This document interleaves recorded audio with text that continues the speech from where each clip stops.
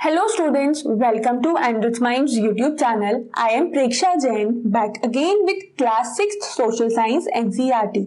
And in this video, we are going to study chapter 3rd of Geography, that is a part of Social Science. So ये जो chapter 3 है, Motions of the Earth, इसको यहाँ पर हम line by line reading, detailed explanation and exercise के question answers के explanation के साथ एंड करेंगे. सो आपको बस पेशेंसली ध्यान देना है एंड सुनना है. उसके अलावा ये जो चैप्टर 3rd में है मोशंस ऑफ द अर्थ, तो अर्थ के बारे में, अर्थ किसका पार्ट है, सोलर सिस्टम का पार्ट है. सो ये हमने ऑलरेडी फर्स्ट चैप्टर में कवर किया हुआ है. तो आपने नहीं पढ़ा है इन केस और आपको नहीं पता है कि सोलर सिस्टम क्या है और कौन से प्लैनेट सोलर सिस्टम में होते हैं, तो उसके लिए आपको चैप्टर 1 पहले कंप्लीट करना होगा, पहले वो पढ़ना होगा, जो कि एंड्रॉइड माइंड यूट्यूब चैनल पे ऑलरेडी अपलोडेड है. अब हम बात करते हैं चैप्टर 3 की ही. सो ये मोशन जो होती है, मोशन का मतलब क्या हो गया, मूवमेंट है. तो अर्थ मूव कर रही है, अर्थ कंटिन्यूअसली क्या कर रही है, मूव कर रही है. तो अर्थ की मूव करने से क्या आउटकम आ रहा है, कितने टाइप्स के मूवमेंट होते हैं, ये हमें यहाँ पर देखना है. सो हम स्टार्ट करते हैं chapter. As you know that the earth has 2 types of motion, namely rotation and revolution. So यहाँ पर तो उन्होंने ये बोल रखा है कि as you know, that means आपको पता है. सो क्या आपको सीरियसली पता है कि अर्थ में 2 टाइप्स के मोशन होते हैं. एक होता है रोटेशन मोशन एंड दूसरा होता है revolution motion. So rotation and revolution नहीं पता था, तो अब हमें पता चल गया है कि अर्थ में 2 टाइप के मोशन, रोटेशन एंड रिवॉल्यूशन होते हैं. अब रोटेशन क्या होता है? सो rotation is the movement of the earth on its axis. तो अर्थ अगर अपनी प्लेस पे ही, अपनी ही एक्सिस पे मूव कर रही है, that means वो हो गया rotation. The movement of the earth around the sun in a fixed path or orbit is called revolution. अब अर्थ जब यहाँ पर देखो अपनी ही एक्सिस पे, ये एक्सिस है, यहाँ पर ही मूव कर रही है, तो वो हो गया रोटेशन. बट जब अर्थ एक पर्टिकुलर ऑर्बिट में सन के अराउंड मूव कर रही है, so that is called as revolution. The axis of the earth, which is an imaginary line, makes an angle of 66.5 degree with its orbital plane.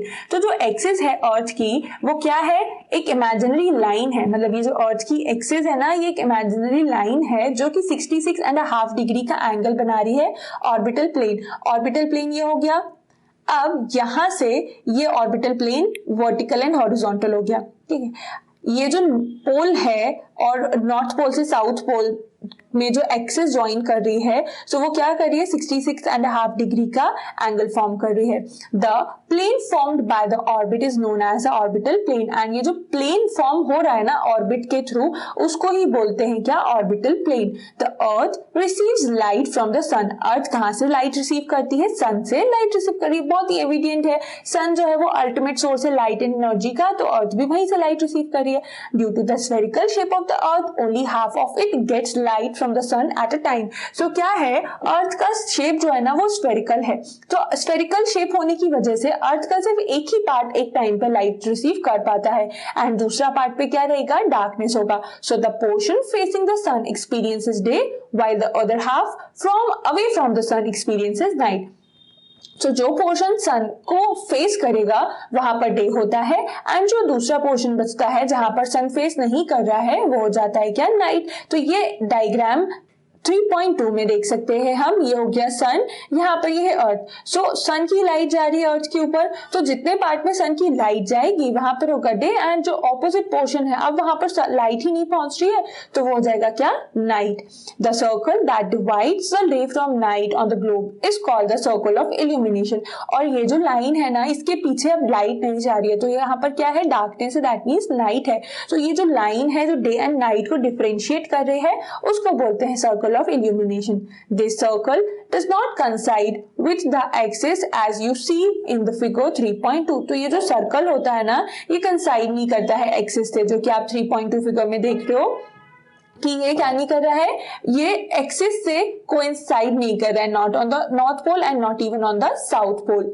The earth take about 24 hours to complete one rotation around its axis. The period of rotation is known as the earth day. This is the daily motion of the earth. So ये जो rotation motion है ना, उसको complete होने में, एक round complete होने में कितना टाइम लगता है? 24 आवर्स लगता है। सो इससे आप क्या कैलकुलेशन लगा लोगे कि एक दिन जो है वो भी 24 आवर्स का होता है। दैट मीन्स कि ये जो डे एंड नाइट हो रहा है 24 आवर्स में, that is because of the rotation motion. And जो ये रोटेशन मोशन में पीरियड रिक्वायर्ड है वो क्या है? अर्थ डे है। एंड इसको ही बोलते हैं क्या? Daily motion of the earth. Now what happen if the earth did not rotate? तो अर्थ अगर रोटेट नहीं करेगी तो सिंपल है, डे एंड नाइट नहीं होगा। डे एंड नाइट नहीं होगा तो एक पोर्शन पे बहुत ज्यादा गर्मी हो जाएगी जहां सन कंटिन्यूसली है, एंड जहां पर सन बिल्कुल भी नहीं है वहां पर ठंड हो जाएगी। The portion of the earth facing the sun would always experience day, thus bringing continuous warmth to the region। तो जहां पर सन पूरे टाइम फेस करेगा तो वहां पर क्या होगा? कंटिन्यूअस वार्मथ हो जाएगी, क्योंकि पूरे टाइम सनलाइट रहेगी। And the other half would remain in darkness and be freezing cold, but cold all the time. And जो अदर हाफ रीजन होगा वो कैसा रहेगा? डार्कनेस में रहेगा और फ्रीजिंग कोल्ड रहेगा पूरे time. Life would not have been possible in such extreme conditions. तो एक्सट्रीम कोल्ड हो चाहे एक्सट्रीम हॉट हो, दोनों में ही लाइफ पॉसिबल नहीं है। दैट इज वाई अगर अर्थ रोटेट नहीं होगी तो लाइफ पॉसिबल नहीं रहेगी।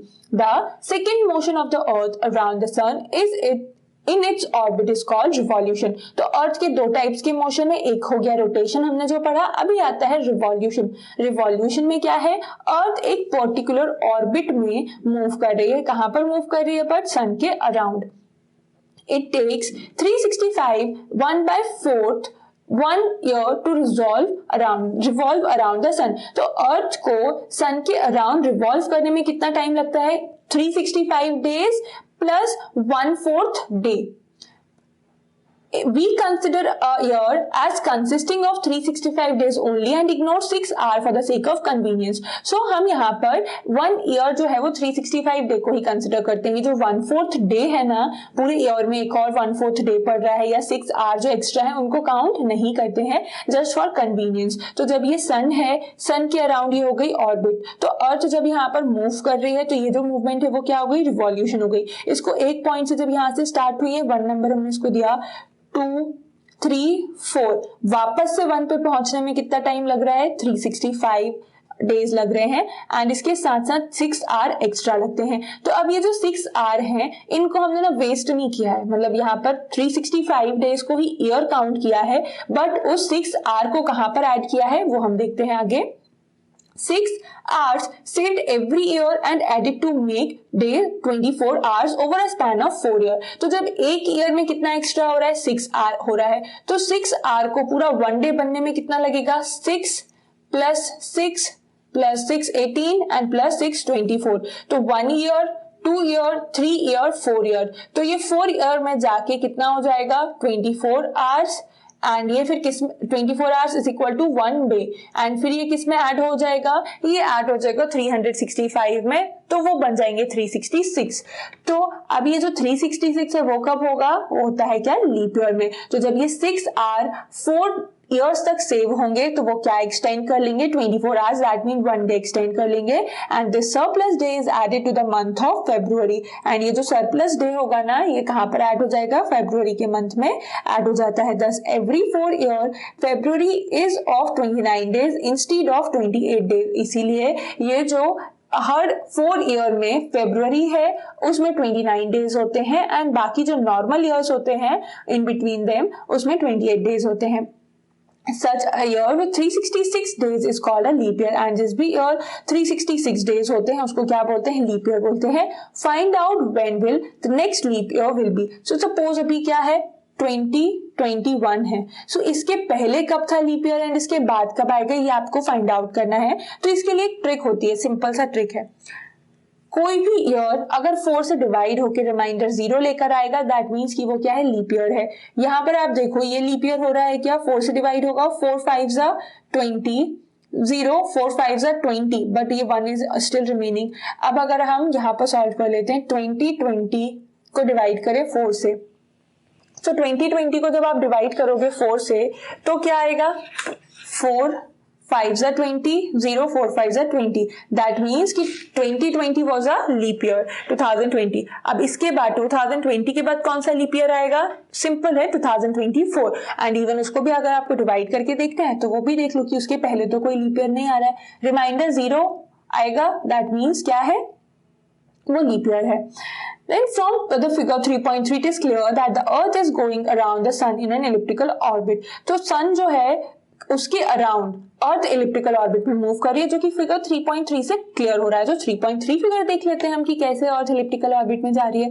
तो ये सर्कल तो नहीं बन रहा है. जिस पार्ट में अर्थ मूव कर रही है ये सर्कल नहीं है, ये ओवल शेप है. एंड इसको क्या बोलते हैं? बेसिकली इलिप्टिकल ऑर्बिट बोलते हैं. तो जब यहाँ पर अर्थ है उस टाइम पर सन का डिस्टेंस जो है वो कम है. मतलब सन और अर्थ के बीच में डिस्टेंस कब कम है? जब अर्थ ये यहाँ इस पोजीशन पर है, 1 और 3 पोजीशन पर है. सो जब ये कम डिस्टेंस है उस टाइम पे कौन से सीजन्स होते हैं? ऑटम एंड स्प्रिंग सीजन होते हैं. एंड वह क्या होता है उस टाइम पे? इक्विनॉक्स होता है. ये इक्विनॉक्स क्या होता है ये हम अभी फर्दर देखेंगे. बट यहाँ पर सिर्फ आप क्या देखो कि जब ये 1 और 3 पोजीशन पर है, दैट मीन्स कि अर्थ जब सन के नियर बाय है, डिस्टेंस कम है, उस टाइम पे कौन से सीजन्स होते हैं? Autumn season and spring season. तो जो पार्ट सन को फेस करेगा वहां होगा ऑटम सीजन एंड जो ऑपोजिट पार्ट होगा वहां होगा क्या? Spring season. तो जब अर्थ सन के फेस कर रहा है कहां पर? ऑटम सीजन में. तो उस टाइम पे क्या है? 21 मार्च का टाइम होता है. एंड ये कहां पर होगा? नॉर्दर्न हेमिस्फीयर में. मतलब कि जब नॉर्दर्न हेमिस्फीयर सन के साइड है, सन को फेस कर रहा है, उस टाइम पे नॉर्दर्न हेमिस्फीयर में क्या होगा? ऑटम सीजन होगा. एंड तब जो 21 मार्च है वो इक्विनॉक्स होगा. एंड जो दूसरा पोर्शन हो जाता है सदर्न पार्ट, वहां पर क्या होगा? स्प्रिंग होगा. सेम वैसे ही जब सदर्न हेमिस्फीयर फेस कर रहा होगा सन को तो सदर्न हेमिस्फीयर में ऑटम होगा. एंड बाकी का जो ऑपोजिट पोर्शन है वहां पर क्या हो जाएगा?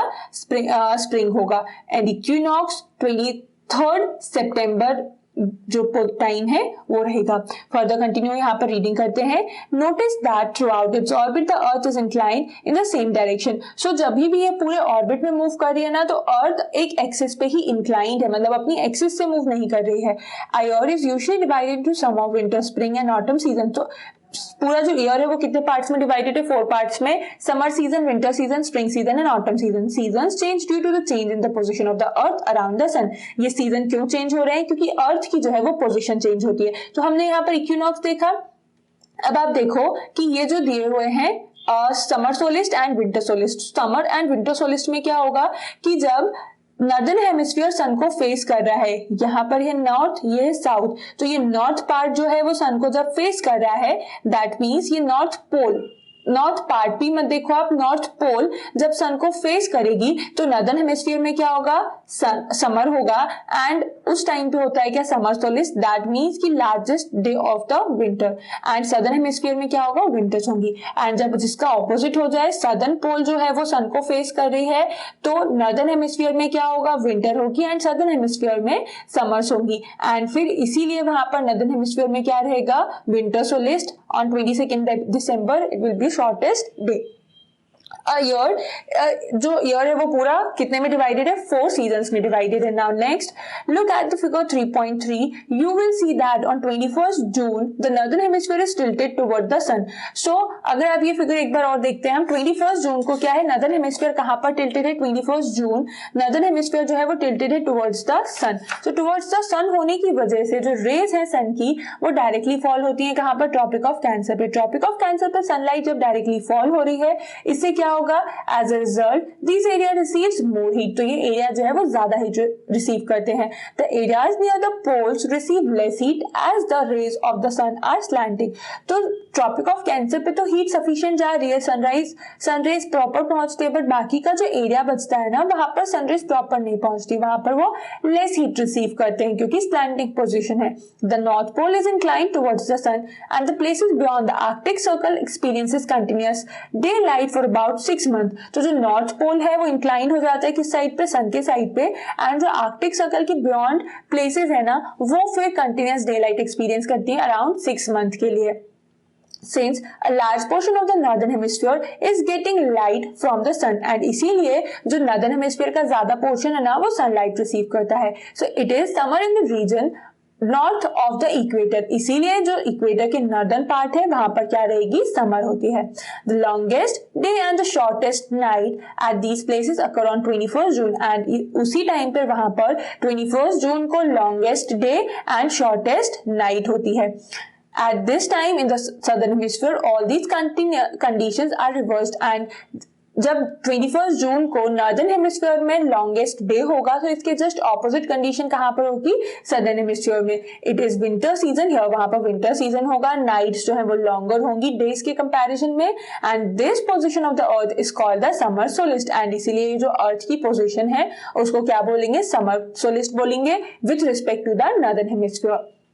देन उसके बाद 22 दिसंबर की अगर बात की जाए, so on 22 December the tropic of cancer receives direct rays of the sun as the south pole tilt towards it. तो 22 दिसंबर को जो ट्रॉपिक ऑफ कैंसर कैप्रिकॉर्न होता है ना, वो डायरेक्ट रेज रिसीव करता है सन से। पहले क्या हो रहा था, tropic of cancer direct sunlight receive कर रहा था, बट 22 दिसंबर के टाइम पे जो ट्रॉपिक ऑफ कैंसर है, tropic of capricorn direct sun rays receive करता है साउथ पोल, क्योंकि उस टाइम पे टिल्टेड होता है सन के साइड पे। So as sun rays fall directly at the tropic of capricorn on 3.5 degree south, a larger portion of the southern hemisphere get light। तो जब सनलाइट जो है वो सदर्न हेमिस्फीयर की तरफ ज्यादा है तो सदर्न पोल जो है एंड सदर्न पार्ट है वहां पर ज्यादा सनलाइट होगी। सो इसीलिए सदर्न हेमिस्फीयर में क्या हो जाएगा, समर्स होंगी। तो southern hemisphere will with longer days and shorter nights. तो सदर्न हेमिस्फीयर में समर्स होंगे, समर है तो डे लॉन्गर होंगे एंड नाइट्स जो है वो शॉर्टर होंगी।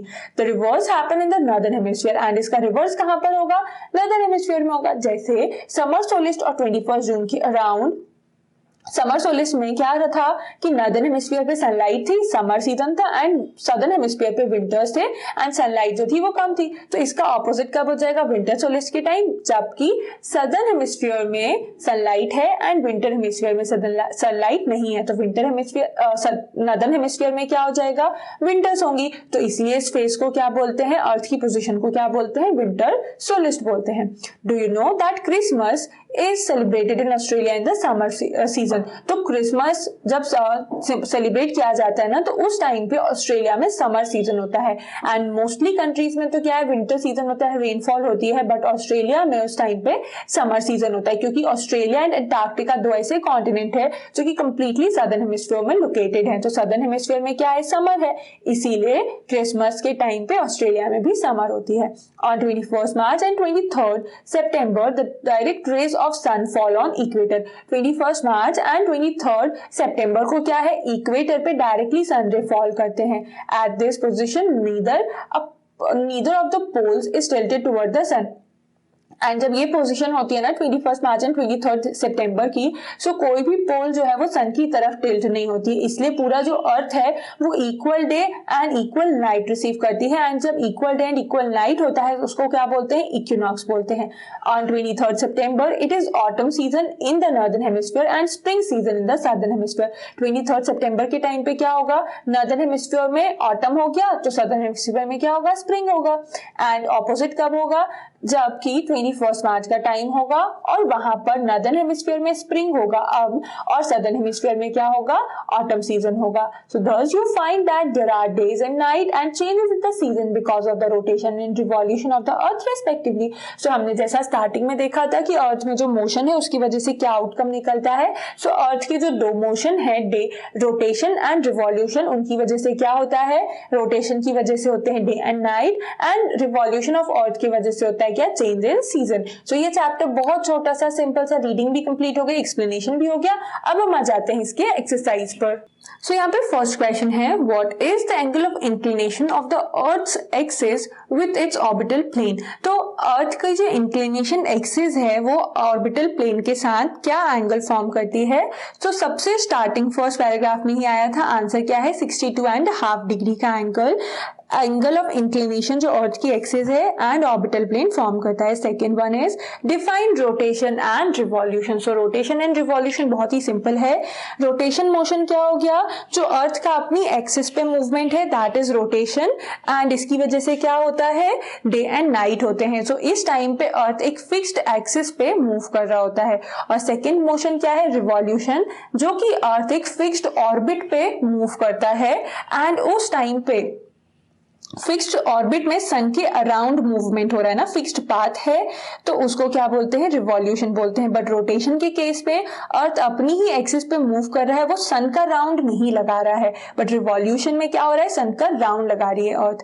थर्ड क्वेश्चन का आंसर क्या होगा, ये देखते हैं हम। पहले question, what is the leap year. Leap year क्या होता है, सो हर फोर्थ ईयर में फरवरी में 29 डेज होते हैं instead of 28 days. That means कि ईयर में 365 के बदले 366 डेज होते हैं एंड उसको बोला जाता है लीप ईयर। अब अगर यहाँ पर क्वेश्चन को एक्सटेंड करके पूछ लिया जाए why this leap year occurs, तो क्योंकि रिवॉल्यूशन जो है उसमें 365 डेज एंड 6 आवर लगते हैं, तो ये 6 आवर 4 ईयर में जाके 24 आवर्स बनते हैं, दैट मीन्स 1 डे। इसीलिए हर 4 ईयर में 366 डेज और लीप ईयर होता है।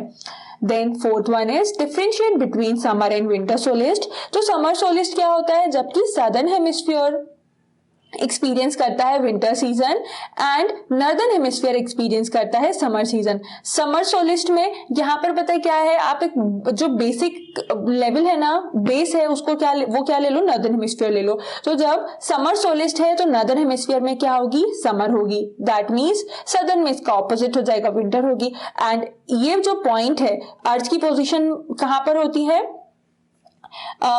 21 जून में के टाइम पे ही क्या होता है, समर सोलिस्ट होता है। एंड विंटर सोलिस्ट है, यहाँ पर भी हम बेस क्या ले लें, नॉर्दर्न हेमिस्फीयर का। तो विंटर सोलिस्ट का मतलब क्या हो गया, नॉर्दर्न हेमिस्फीयर में क्या होगा, विंटर होगी, एंड इसका ऑपोजिट सदर्न हेमिस्फीयर में क्या हो जाएगा, समर सीजन होगा। तो सिंपल है, रिवर्स हो जाएगा समर सोलिस्ट का। एंड इस position at this point in time जो पोजीशन है अर्थ की वो क्या होगा, 22 दिसंबर इज द विंटर सोलिस्ट।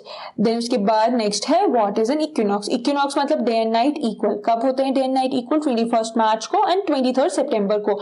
उस टाइम पे जो सनराइज है वो डायरेक्टली फॉल करते हैं इक्वेटर पे, दैट इज वाई जो भी पोल्स है ना वो सन की तरफ नहीं होने की वजह से equal day and equal night होता है। एंड देयरफॉर पूरा जो अर्थ है वो equal days and equal night experience करता है, not a single part, not a country but whole earth. इसीलिए इसको क्या बोलते हैं, इक्विनॉक्स बोलते हैं।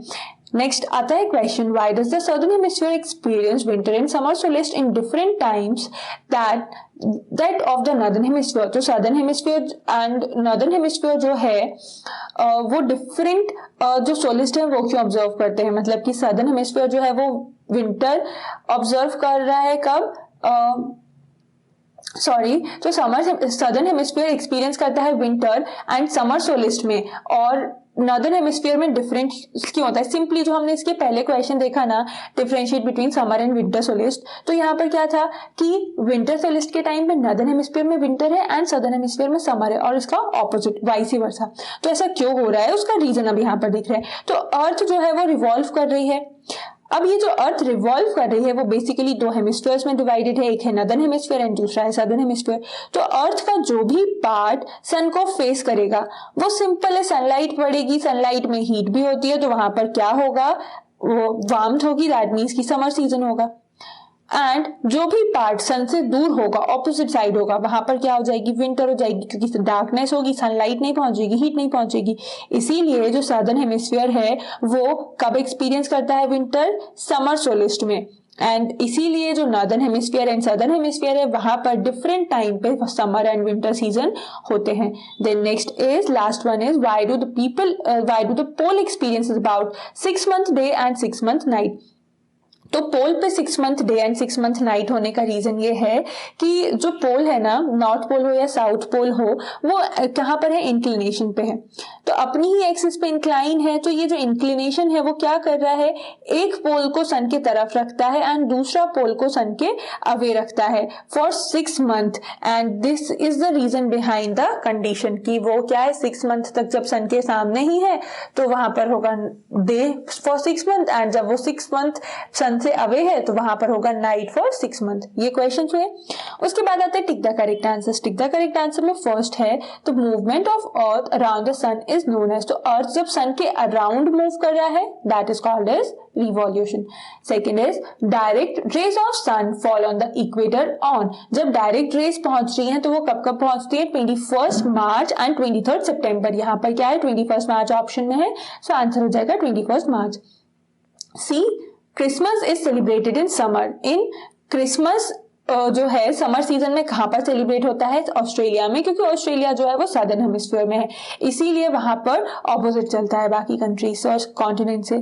Next one is cycle of the season is caused due to, जो सीजन्स की साइकिल है वो भी क्यों हो रहे हैं, because of the revolution motion. Rotation motion होने की वजह से क्या होता है, डे एंड नाइट होते हैं। Next one is a leap year has blank number of days. Leap year में कितने डेज होते हैं, 366 डेज होते हैं। Next is the daily motion of the earth is, earth का डेली मोशन जो है उसे क्या बोलते हैं, रोटेशन बोलते हैं, एंड इसकी वजह से होता है day and night.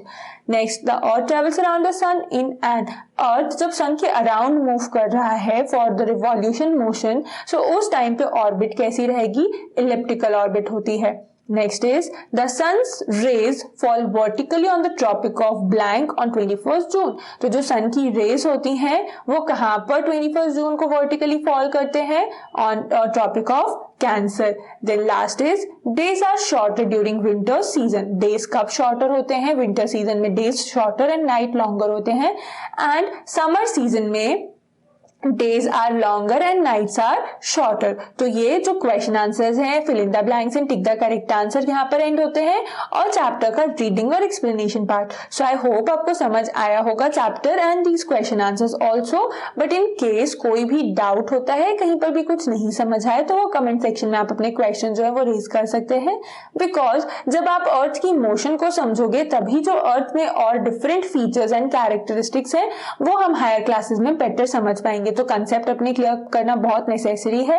That is why read it properly, understand, try to understand each and every point. मतलब कुछ भी पार्ट इसका छोड़ना नहीं है कि भाई ये पैराग्राफ छोड़ दो, काम का नहीं लग रहा है, यहाँ पर कुछ हाईलाइट नहीं है, तो ऐसा कुछ भी नहीं है। आपको प्रॉपरली रीड एक बार और करना है, पूरा समझना है, एंड कोई भी डाउट होता है उसके बाद फिर जो पूछना है। सो अब हम मिलते हैं नेक्स्ट वीडियो में, जहां पर हम पढ़ेंगे कौन सा chapter, next 4th chapter of geography class 6 social science.